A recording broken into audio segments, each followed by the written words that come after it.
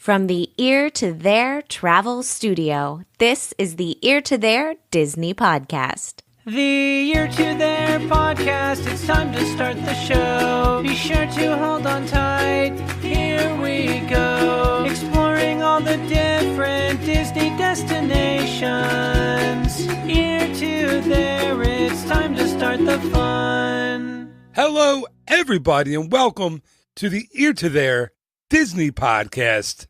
Walt Disney World Word of the Week. I am your host, Phil Gramlich. I am also the owner and the founder of Ear to There Travel, which is a Disney-specialized travel agency.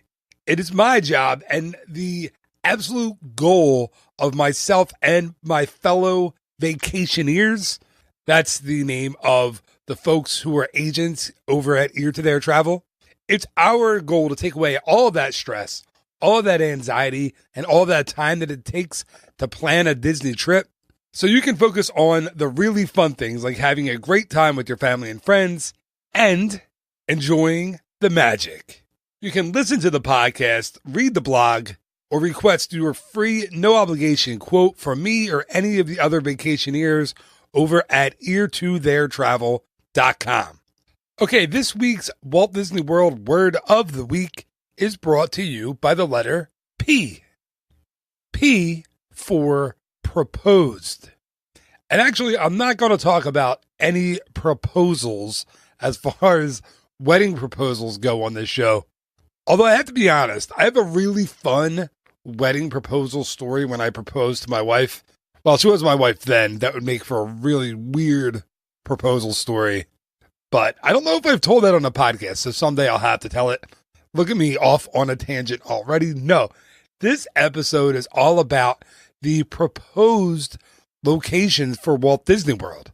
See, Walt Disney World wasn't always going to go into Central Florida. There were other locations that were considered, but then eventually deemed that they would not work for one reason or another. Some of those locations were in the continental United States. Some of them were outside the country. Yes, even Brazil was considered for a location for Disney's next theme park. I don't know how that would have worked. Would a whole lot of American tour groups be going to Brazil now instead of Brazilian tour groups coming to America? I'm not sure. That would have been a different dynamic, I think. Anyway, see, the success of Disneyland did not take very long. Opening day was, of course, a disaster. July 17th, 1955. Tickets were faked. So way more people than were invited actually got into the park that day. There was even a story about a man who put a ladder along a fence outside of the park and was charging people, regular people, money to climb the ladder, get over the fence, and get into Disneyland on that opening day. But by the second day, third day, fourth day, Disneyland was a huge success. I've talked about it on this podcast before, where not too long after the park had become a success, Walt and Roy Disney bought out ABC, who had funded a lot of the park, and they then retained full 100% ownership of Disneyland. So by 1958, Disneyland was such a big, huge success that Walt and crew were already looking to build their next venture, their next theme park somewhere else. Here's my favorite part, I think, of the rejected locations, or the locations that did not end up working out. Secaucus, New Jersey was one of the very early proposals, or one of the very early sites that was considered for an East Coast Disney theme park. So ironically, it was the TV network NBC that first came to Walt in 1958 to talk about building an East Coast Disneyland. So yes, NBC, the same company that in 1954 straight out rejected Walt and Roy in a meeting in New York City, and said that that would never work, that a theme park that Walt was trying to build would never, ever work. Of course, CBS also had balked at that in 1954, and ultimately Disney's third choice, ABC, was the network that ended up giving them the money to make Disneyland a reality. Anyway, so yeah, NBC's idea was, let's build this park, or let's think about building the East Coast version of Disneyland in Secaucus, New Jersey. And the main reasoning for putting the park on the East Coast was that less than 5% of Disneyland visitors were from the eastern part of the United States. So less than 5% of America from the east of the Mississippi River were attending Disneyland.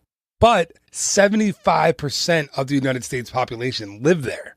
So Disney really was not tapping into a huge, huge market in this country. But I mean, think for a minute. I mean, think about how cold that would have been. It never would have worked. And Disney thought the same thing. Well, listen, we had this small window to have the park open. It would have to be a seasonal park. It just doesn't make a whole lot of sense to open a park in New Jersey. Then Niagara Falls was also considered. So if you think Secaucus, New Jersey was a little on the cold side, just think about how cold Niagara Falls would have been, even in the spring and fall. That I don't think that would have worked. That would have been a big, big, big problem for the Disney company. So Secaucus, New Jersey was out. So Disney started looking for other locations to build his new park. And the one that possibly was the closest and got closest to groundbreaking was in St. Louis, Missouri in 1963. So you're probably saying, wait a minute. St. Louis has winters. How can you have a park that has a winter climate? It just wouldn't work. Well, the cool part about the proposal for St. Louis, Missouri, or if you're from there, apparently you say Missouri, nobody has still been able to give me a straight answer on why it's Missouri. So if you're listening right now and you're from Missouri, tell me why the locals or those in the area call it Missouri. I'd love to hear it. Email me at phil@eartotheretravel.com. Okay. So yes, blueprints were actually designed and created for Walt Disney's Riverfront Square that would have covered 2 full city blocks in downtown St. Louis, just a few blocks from the Arch, from the St. Louis Arch. Well, the Arch wasn't built yet, but it was in the process of being built. And Busch Stadium, where the Cardinals would go on to play, was also being built very, very close by the Busch family. Now, Walt Disney's Riverfront Square would have been an indoor theme park. Yes, a 5-story indoor theme park that covered 2 city blocks. And it would have had attractions in it like Pirates of the Caribbean, like Haunted Mansion, and like Big Thunder Mountain Railroad. So believe it or not, these attractions were conceived for Walt Disney's Riverfront Square. So what happened, right? Why wasn't Walt's new park built in St. Louis? Well, there are a few theories and a few ideas on exactly why that didn't happen. Now, the most widely accepted theory is, remember, this is 1963, and Walt was not selling alcohol in Disneyland. Well, in Disneyland proper, let's remember that Walt was selling alcohol in Holidayland, which was a part of Disneyland technically, where they had bottomless mugs of beer and all kinds of stuff, and it had its own entrance into the park. But in Disneyland proper, there was no alcohol being sold. So Walt didn't want alcohol to be sold in his new park, in his Riverfront Square park either. And he was invited to a dinner party in St. Louis in 1963 in November. This party was hosted by St. Louis politicians and businessmen, including August Busch Jr., who was, I want to say the head of the Busch family, but that makes it sound like it's the Godfather or something. But he was the head of Anheuser-Busch. He was the guy who was helping Walt build this park in St. Louis. And he had a heck of a lot of sway in the construction of the park, as well as the construction of Busch Stadium and a lot of other stuff going on in St. Louis at the time. So during this dinner party, apparently, August Busch Jr. stood up and loudly said, and this is a quote, "Any man who thinks he can design an attraction that's going to be a success in this city and not serve beer or liquor ought to have his head examined. So there's a problem right there. Walt Disney wasn't the kind of guy who was just going to take that lying down, right? Walt built his studio with his brother Roy, but basically on his own. He built Disneyland and got it built, of course, with help, but he was a self-made man, right? If you go way back to when he lost Oswald the Lucky Rabbit to Universal Studios and Charles Mintz in the late 1920s, he had vowed to never, ever work for anyone ever again. Now he has this guy, this huge figure in St. Louis, standing up and challenging him at a dinner party in front of tons of people. Now, it wasn't the fact that Bush was so adamant about selling alcohol in the park. It's been said that Walt may have bent on that. It was the fact that he publicly challenged Walt Disney, the guy who was a self-made man who built everything on his own. He publicly challenged him, and that is exactly why the deal fell through. You weren't going to challenge Walt. He had an ego, and let's be for real, he was a proud man who had an ego, who wasn't going to be shown up in public. So the next morning, Walt and the rest of his associates checked out of the hotel and were gone. The deal was off, never ever to be spoken of again. Now, whether that's the only reason why Walt didn't build his park in St. Louis, who knows? But that is what's believed to be one of the major reasons. But Walt already had his eye on a couple other locations. Of course, one of those was Orlando, the tiny little town at the time of Orlando. But believe it or not, the other location he was looking at was a little further west, and that was New Orleans, Louisiana. See, after St. Louis fell through, Walt was really leaning toward New Orleans.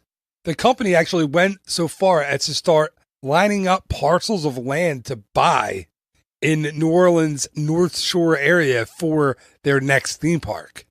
Now, here's the thing. New Orleans and the politicians who lived there and who ran the place had their hands out. They wanted more from Walt. They were asking for a heck of a lot more than the folks in Orlando were asking for. And Walt, even though he kind of wanted to build his park in New Orleans, a town that he really, really loved and enjoyed, he ultimately decided to buy parcels of land in and around Orlando. And that was where his Disney World project was going to be built. It was actually on a flight on a borrowed plane on November 22nd, 1963. Coincidentally, the same day that President John F. Kennedy was assassinated. Walt was flying over Orlando in a rented plane and saw everything he needed to see. He saw tons and tons of empty land away from the oceans, and two highways that were being built that led directly to Orlando. When the plane landed, Walt knew that if he went public and started buying up parcels of land in the area, that people would get wind of it, they would know what was going on, and the prices for the land would skyrocket. So Walt and his associates started Project X, and Walt very carefully selected the associates who would be involved on his team to purchase this land in Central Florida. And this was top secret stuff. Not only did they not want the public to find out about it in the media, he didn't really want others outside the loop in the company to find out about it either. So Walt and his crew set up a team within the company. They set up secret phone relay systems, secret memo systems, all used fake names, created these dummy shell corporations to buy up the land. So you probably heard of a lot of these things like the Latin America Develop and Management, Bay Lake Properties, Tomahawk Properties, Retlaw, and the I-4 Corporation. Of course, I-4 being Interstate 4. My favorite, though, is the initials MT for the MT Lot Real Estate Company. That's a great one. So they used all of these fake shell companies to buy up all the land, originally at a crazy low price of $80 an acre. Of course, Disney couldn't keep the secret for very long. An Orlando Sentinel reporter named Emily Bavar, I think that's how you pronounce it, Bavar is how you spell it.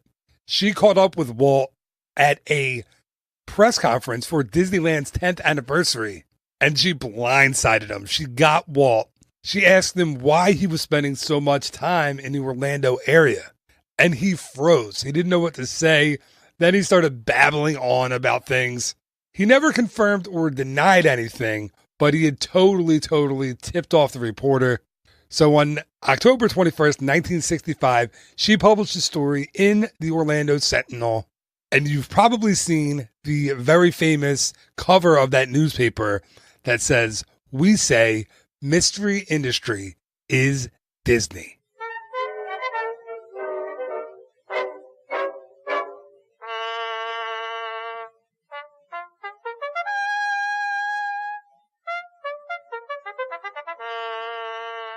All right, that's going to do it for this week's episode of the Ear to There Disney podcast, Walt Disney World Word of the Week. Thank you so much for listening. As always, I really appreciate it. I know I say that all the time, but I really do. Listen, that's 15 minutes of your life that you're never getting back. So thank you for spending it with me. You are awesome. And if you did like this episode, tell someone about it. Share it with somebody. You're bound to know another Disney history buff, so please share it with them if you can. I really appreciate that as well. Just remember, there will be a new episode of the Ear to There podcast on Monday and a new episode of the Word of the Week or It's a Food World on Thursday. So until next time, thank you again so much for listening. Have an amazing week. Bye-bye.